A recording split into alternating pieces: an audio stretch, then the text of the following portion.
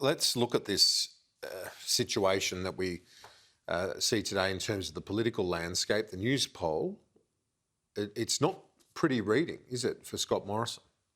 No, look, the only hope you'd have on the government side is after they changed from Malcolm Turnbull to Scott Morrison, there was a similar poll. But that's it.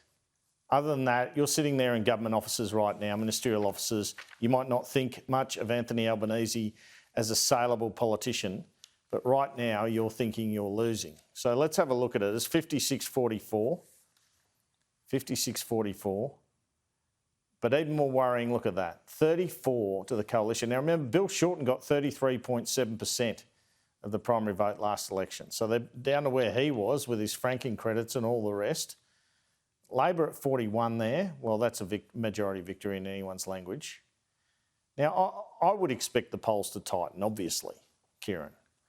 But right now, it looks like an Albanese government, you'd have to say. Now, anything could happen. We've seen that over the past few months. And you know, so much is happening, even in the international space, in terms of the pandemic.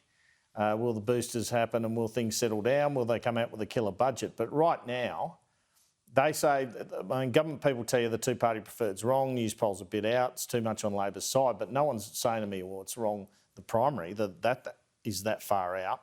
And that Greens vote, a lot of it just transfers to Labor, about 8 out of 10 in preferences.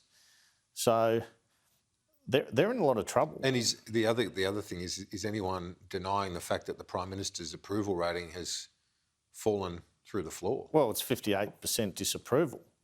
So look, it's just such a binary election. Whoever loses, it'll be all the leader. You know, if Albanese were to lose, it's going to be because he didn't come up with enough policy or he wasn't saleable enough. If Morrison loses, it'll be his mistakes. And it seems to be the same mistake. It seems to be that he's always too late with the decision. I don't know, you know, the suggestion is he waits for polling. Polling is the rearview mirror. It's not what people think now. It's what they were thinking. As a leader, you have to be ahead of the game. Let's look where he hasn't been ahead of the game. Vaccines, rapid antigen tests, JobKeeper, he resisted and then arguably the package was too big. Now this business support issue in New South Wales, you can tell businesses are hurting. If you know, I mean, it's things like bowling alleys, cinemas, theatres, indoor bars, indoor climbing centres. People over the summer holidays haven't been taking their kids. And, you know, you're staring into the abyss.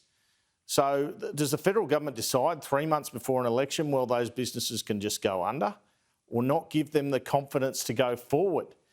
I'm a bit in disbelief at the decision, but this is where it went wrong for Scott Morrison. Again, I played this poll a couple of times last week because I could see this sort of poll coming.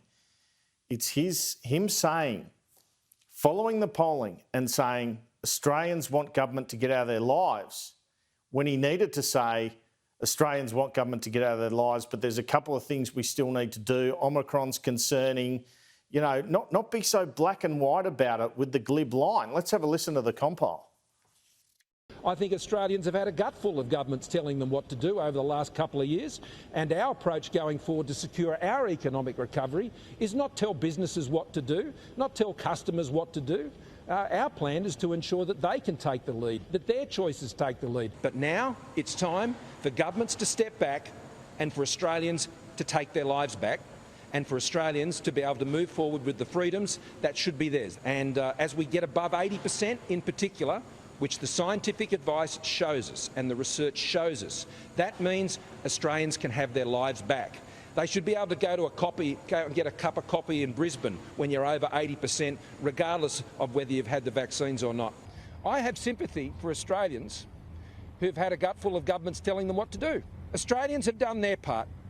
It's now time for them to be able to step forward with their lives and for governments to step back out of their lives.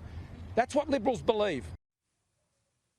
So I guess it just looks like the Prime Minister doesn't know what's coming. He's not getting the right health advice, or if he's getting some of that, he's hoping for a different outcome, like a lot of us, I guess, in the pandemic. But the pandemic isn't black and white. That's the issue here. Well, Josh Frydenberg had the hospital pass on morning TV of commenting on these polls, and some pretty standard lines out there. They're hoping things like the rapid antigen tests issue will go away as supply comes.